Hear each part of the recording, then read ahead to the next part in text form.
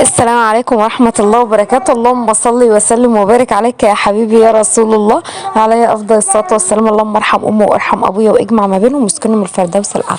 بصوا حبايب قلبي، النهاردة قلت إيه، أنا هعمل صينية بطاطس كده بالفراخ. بصراحة الطريقة دي سهلة خالص وحلوة، هي زي النية في نية، بس أنا بحب إيه أحط لها شوية طماطم متقطعين. تمام. لو عايزه تضربيهم في الخلاط اضربيهم، بس هي مش بتبقى حلوه وهي مضروبه، لان المضروبه دي بطاطس حمراء، لكن انا هعملها بطاطس بيضه نيه في نيه. بعمل ايه بقى، بقطع 3 طماطمات على بصلايه كبيره، على مثلا توم، مثلا 6 فصوص توم كده بتدقيهم، بس انا بقطعهم.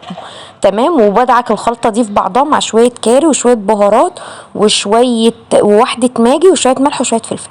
بدعكهم في بعض حلوه قوي، واخد حبه منهم زي ما انتوا شفتوا، واحط حبه في الارضيه، وبعدين البطاطس، وبعدين حبه، وبعدين الفراخ، وحبه على الفراخ. انا بعمل الفراخ على وشها.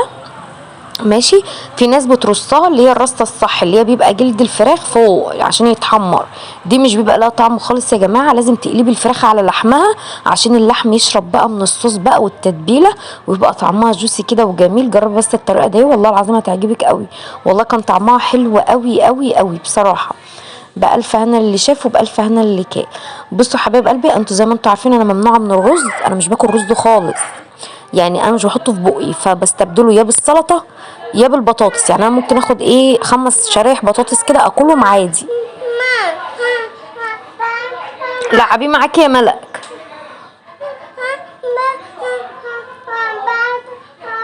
لعبي معاكي يا ملك. وقفي معاكي في الشباك، بيقولك انزلي خالص وهو هيقف.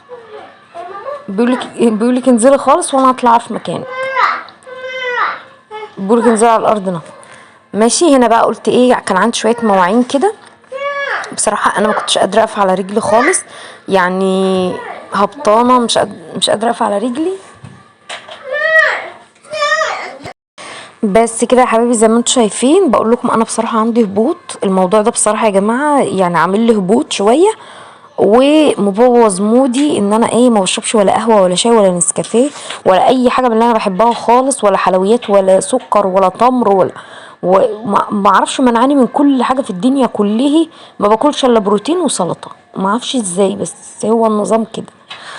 المهم، هي قالت لي كلي محمر، بس انا ما عدتش واكله محمر بقى، لان المحمر بيتخني اكتر. تمام. فانا كده ايه قلت خلاص انا هعمل ايه، يا مسلوق يا مشوي، ما عدتش عامله محمر دي خالص. آم، طبعا انا ليا نص رغيف الصبح، بس انا طبعا ما كلتوش، كلت بيضتين مسلوقين وحته جبنه قريش وخيارايه حاف، وكلتهم والحمد لله على كده. وفي الغدا كلت نص صدر في الغدا، و5 شرايح بطاطس. في العشاء بقى ممكن اكل حته من الصدر بس، والسلطه طبعا زي ما انتم شايفين. يعني ممكن وعيالي بيتعشوا اخد بس نسيره او نسيرتين منهم كده وشويه سلطه بس.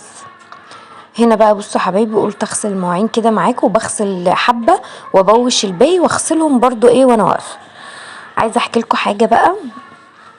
انا بصراحه الفتره دي آه يعني مش عارفه، انا اما اجي اقول هبطل رجيم وابص لنفسي الاقي نفسي يعني انا ساعات تلاقوني خاسه قوي، وساعات تلاقوني زايده قوي في الرجيم برضو.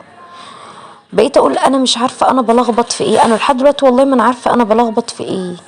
انا مش بشرب اي حاجه، مش باكل اي حاجه مسكره، بنام بدري، مش عارفه. فالدكتوره بقى اللي هتحكم، انا معادي معاها يوم السبت، بس انا مش هروح لها السبت ده، بروح لها ايه السبت اللي بعده. يعني انا مش هروح ده، يعني بروح واحد وبفوت واحد بصراحه يعني. فاما اشوف بقى تقول لي ايه، ان انا المره اللي فاتت قالت لي انت خسيتي كيلو واحد، فيا رب بقى المره دي تقول لي مثلا خسيت 3 كيلو ولا حاجه، باذن الله يا رب. هنا بقى بصوا حبايبي، غسلت المواعين كلها، وكمان كنت غاسله البوتاجاز، وقلت اعلق على الاكل، ومريم في الامتحان كده، فقلت خلاص انا هاكل العيال ولما مريم تيجي تاكل، يعني مش هذنبهم مع اختهم. فغرفت لهم هنا بقى على طول. اول حاجه كده ايه، بسيب الفراخ كده ما بحطلهاش ميه غير لما تنشف، بحط لها بقى ميه، وهي بصوا هي مقلوبه، وبغطي واسيبها تغلي تغلي تغلي، وبعدين بوطي النار واسيبها مع نفسها. اما تخش في السوا بعدلها بقى، بعدلها وادخلها في الفرن. يعني بعدلها واسيبها شويه، وبعدين ايه ابقى ادخلها في الفرن.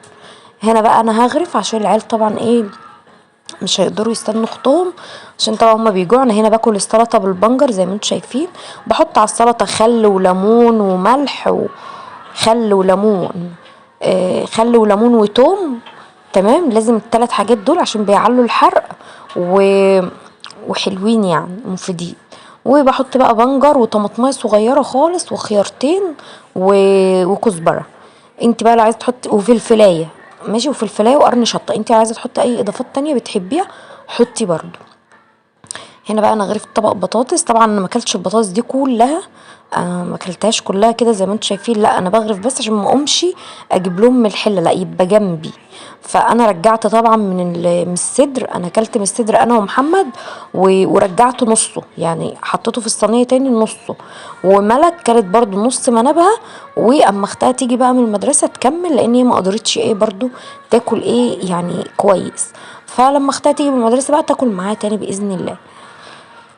فتنسوش يا حبايب قلبي دعوة حلوة من قلبكم، وان شاء الله انزل لكم فيديوهات. يعني الكاميرا اتصلحت الى نوعا ما، فباذن الله انزل لكم فيديوهات. انا عارفه التصوير مش قد كده، وانا والله ببدا اوضب بس على قدي لان الامكانيات برضو مش سامحالي بالحاجات دي. فبصوا يا دايبه دوب والله.